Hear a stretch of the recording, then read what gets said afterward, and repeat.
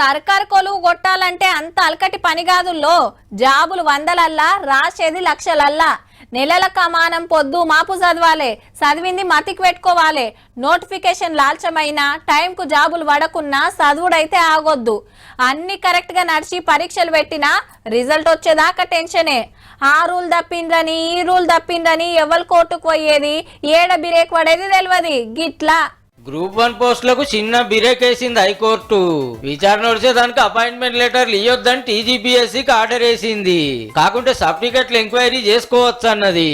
అసలు కేసు ఏందంటే గ్రూప్ 1 పేపర్లు కరెక్ట్ దిద్దలే, జూనియర్లు మార్కులు వేసిండ్రు, తెలుగు మీడియం వాళ్ళకి అన్యాయం జరిగిందని కొందరు కోర్టుకు పోయిండ్రు.